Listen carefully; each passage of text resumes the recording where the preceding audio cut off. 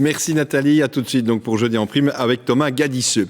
Et à présent, notre 4e numéro de Moi Ministre est consacré à l'emploi et entre autres à une inquiétude. Cette inquiétude, elle émane des plus âgés qui redoutent de ne pas arriver au bout de leur carrière et des plus jeunes qui ont peur parfois de ne jamais la commencer. C'est ce qu'a constaté notre équipe lors de son immersion dans une entreprise de construction en province de Liège. Elle mise cette entreprise sur l'expérience des anciens pour former les plus jeunes. Reportage Camille Valentinelli, Patrick Destiné, Yves Colette, Michael Giordadis, François Andreoletti, Jean-Marc Verset et Benjamin Verporten pour toute l'équipe. Du travail, je pense que pour toute personne, il y en a. Il suffit d'avoir beaucoup de volonté. On a toujours plaisir de donner un petit peu sa méthode de travail, son expérience surtout. Regarder son serration bien les guerres. C'est gratifiant, ouais, quand même. Ah oui, mais c'est très drôle. Voilà, je ne serais plus là. C'est nous qui créons notre propre histoire, au final.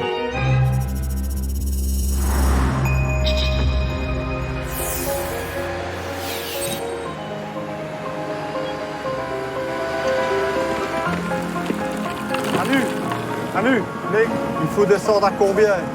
Un peu de béton quand même, donc moins de 160 pour être bien. Ils sont deux. Un jeune qui débute et un homme expérimenté en fin de carrière.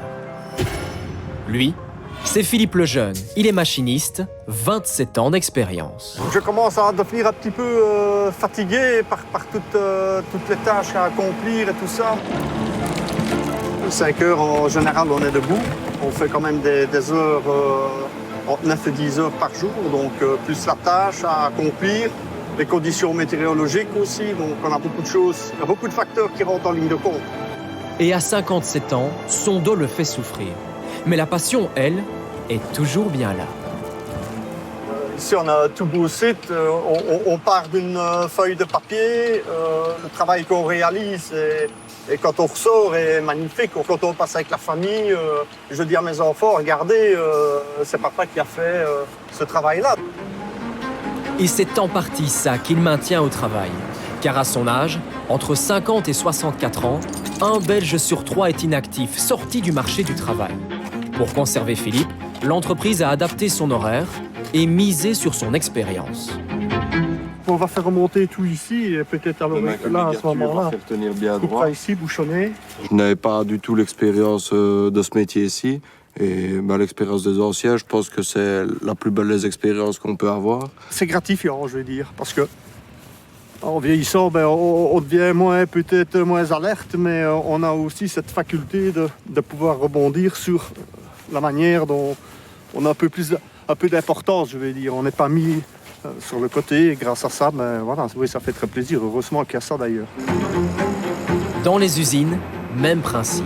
La formation est primordiale et pallie les manquements du monde scolaire. La pièce, elle est finie? Non, il faut mettre... Ça va. Mon métier, en fait, on me l'a appris sur le terrain. Ce qui se passe, c'est que je ne suis pas venu avec des capacités techniques, entre guillemets. Si on est bien encadré, on nous explique le métier, du coup, on arrive à monter en compétences en interne, ça c'est très bien. Lui, c'est Guillaume Lambert. Il est superviseur de production, 8 ans d'expérience. Comme beaucoup de jeunes, il a souffert de l'image négative qui colle aux études techniques. Les métiers techniques à l'époque n'étaient pas spécialement bien vus, c'était un peu l'issue de secours quand on n'arrivait pas à s'en sortir en général. Mais au final, c'est absolument pas le cas.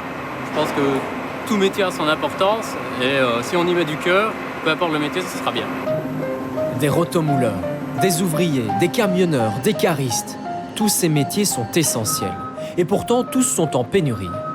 Alors Philippe, Guillaume, que feriez-vous si vous preniez les rênes du pouvoir ?